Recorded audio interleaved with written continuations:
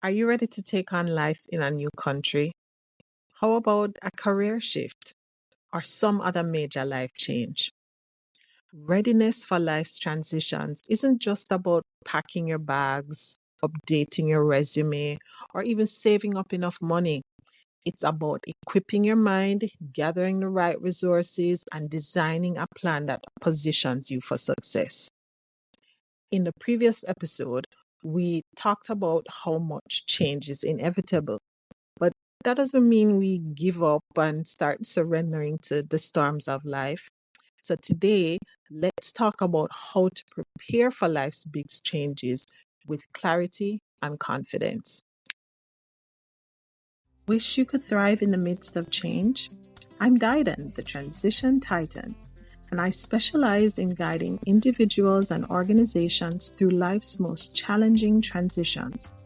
Whether you're starting fresh in a new country, managing a family crisis, or launching bold entrepreneurial dreams, I'm here to help you build resilience, embrace reinvention, and achieve global success. Join me on this journey as we explore practical tools, expert strategies, and inspiring stories that empower you to adapt, grow, and thrive in our dynamic world. Back in 2007, 2008, when I was looking to make my first trip to Japan, I had been considering working as an English teacher for the largest language school in Japan. And it just so happened that right around the time when I had completed my training to be a teacher of English as a foreign language and was looking to get my bags all packed and stuff, this company put a stop on hiring. So, of course, I redirected my attention and looked for other ways to explore this world of being a language teacher in Japan. But by the time I moved to Japan in 2008, I had met teachers who had an experience that would shake anyone. And this is one of the kinds of storms of life and major life changes that no one could expect. Now, on average, when someone plans to move to Japan as an English teacher, typically they have been hired by a company, so they know what to expect in terms of where they're going to work, what their income is going to be, and so on and so forth. So, in preparation, typically the companies hiring teachers would tell them to bring a certain amount of money to help them with getting settled in within the first couple months. Sometimes it means securing an apartment on their own, buying furniture, getting utilities set up, that sort of thing. And of course, the first month or so, they would not have a salary waiting on them. So they need some funds to cover their living expenses for that time frame. So on average, around that time, they'd tell you bring anywhere from 3 to 5,000 US dollars to cover these first 2 to 3 months after you arrive. However, back in 2008, some of the teachers who had recently been hired by this very popular language school suddenly woke up one day to the announcement that all the branches of that company had been shut down. It seems the president of the company had been caught up in some kind of embezzlement scam, and suddenly they were left without an apartment to live in, no job to give them a salary, and very likely they had used up all their savings in those first few months of getting set up. On top of that, they were dealing with language barriers to navigate. Where do I move to? Where am I going to get another job? And because this was such a huge company, there were 4,500 other unemployed English teachers walking around in a daze trying to figure out what to do next. Many of these teachers could not even afford a plane ticket to return home. This was a big mess, a major crisis. Now, these are the types of storms, the types of big changes in life that no one anticipates. You could think someone would have saved up their last 3,000, 5,000 US dollars, saying, okay, I'm moving to this new country, fresh start, new job. For some people, they had switched careers to explore this whole language teaching thing, probably had gotten all set up with a new apartment, maybe bought a new bicycle, all this sort of thing, only to realize, now I have no job. I've spent all my money. I can't go back home because I have no money to buy a ticket. I don't know where to find another job. Everywhere I'm going to try to get hired. Um, my other coworkers are also trying to vie for the same jobs. That is the kind of crisis that we need to be prepared for. And most of the times, we don't expect it. We prepare for the changes that we choose. Like if you try to get a new job or to move to a new apartment or to grow your family, you choose, you pursue these changes. But are you ready for the changes that choose you?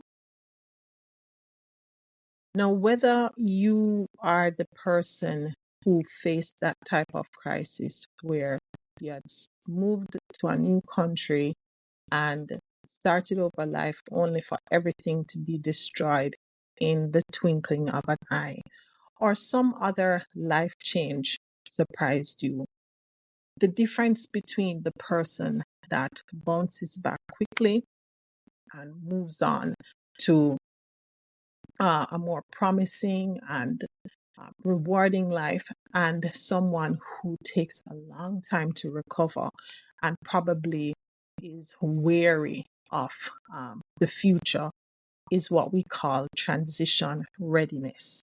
Now, last episode, we talked about transition being that process you go through, the mental, emotional, spiritual process you go through as you move from your current state to a new, different state of being because of changes that you experience. Now, transition readiness is talking about being fully prepared and willing to adapt to that change.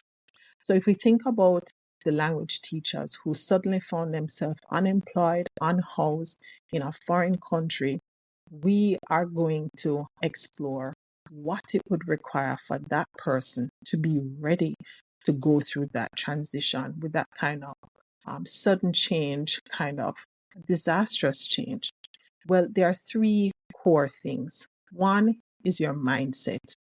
Two, the resources. And three, you being able to plan ahead. Now, of course, I'm going to take it to you probably immediately wondering, can you plan ahead for a disaster that no one anticipated? Well, let's pump the brakes and take it one step at a time. So talking about mindset, we're talking about the outlook you have, whether it is on life in general or the particular goal, dream, project you're working on. And we're talking about the thought patterns that you nurture and cultivate. Now, your outlook is tied to the visualizations that you do on a regular basis. When you sit and you daydream or you spend time to look towards the future, are you looking at it that you're going to win anyway? And you're always focusing on the desired outcome versus all the things that could go wrong? What thought patterns are you nurturing? What are the affirmations that you're speaking into your life from day to day? Are you declaring positive things, or are you constantly complaining and talking about everything falling apart and going wrong? When you talk about the resources, then you're looking at things like the skills that you bring to the situation, any funds that you have on hand to cover miscellaneous expenses, emergency expenses, to grab onto opportunities that show up. And we're talking about the people that you have access to, whether these people are going to open doors for you or provide support for you during a crisis, and also tools. Tools can be simple things like having a credit card in some cases to pay for that emergency ticket back home, or having the textbooks that you need to pass a particular exam to move on to another opportunity. So if you're looking at, do I have the resources that make me ready to transition from this situation to what has been thrown upon me, then it means you need to do a needs assessment. Now, if you're doing a needs assessment, then you're going to talk about the rainy day supplies. We talk about having money for a rainy day, but it's not just money. Sometimes you need to have backup for when you run out or when something is delayed. That kind of resource that allows you to get through a rough spot. But then there's also the emergency kit, because sometimes a big disaster like what happened to those language teachers will come, and you need to have the resources available to survive after a disaster. And so needs assessment and making sure you have rainy day supplies and an emergency kit. Now, the third thing that you would need to help you to be transition ready is a plan ahead. Now, an action plan always includes the major goal, the projects that help to build toward the fulfillment of that goal, the milestones that you track along the way in each project, and the various smaller tasks that take you from one milestone to the next. Now, how does this look in practical everyday implementation? Well, let us say your big goal is to have a family reunion. Then maybe one of the projects would be securing the venue for the family reunion. A milestone in securing the venue would be to make the reservation. Whether, let's say, it's at a resort or something, you need to make the reservation. And then one of the tasks that takes you to that milestone of securing the reservation is paying down that deposit. So that's what it looks like when you break down a big plan, a big project into an action plan. Now, in addition to an action plan, of course, you're going to need a contingency plan.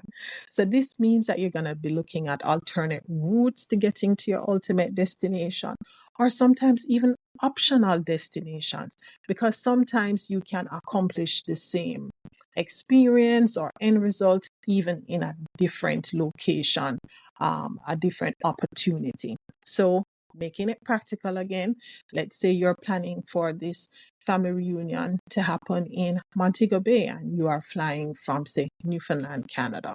Then you may say, okay, the original plan is I'm going to take a direct flight from St. John's, Newfoundland to Montego Bay, Jamaica.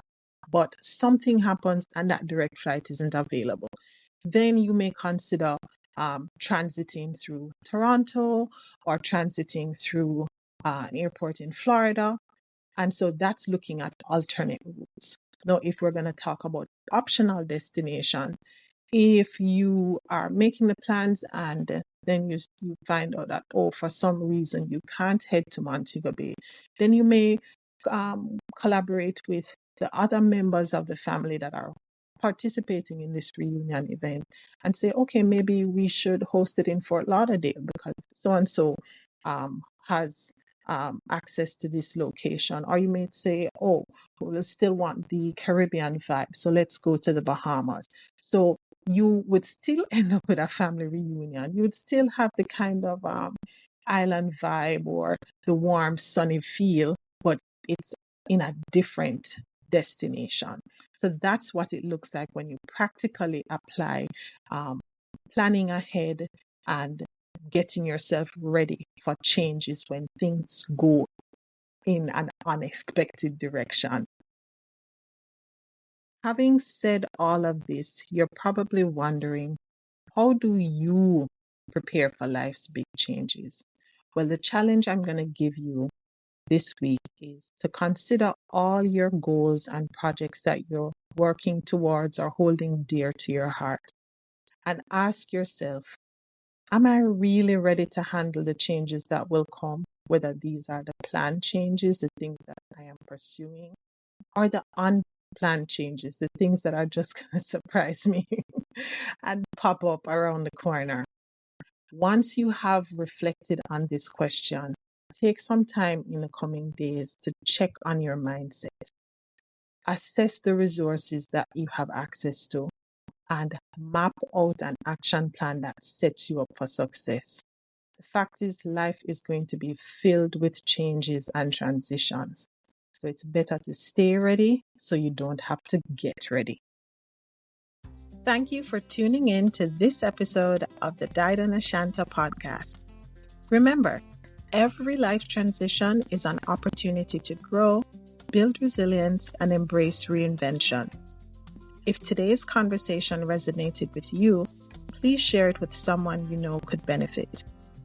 I'd love to hear from you. Send your thoughts or questions to podcast@didanashanta.com.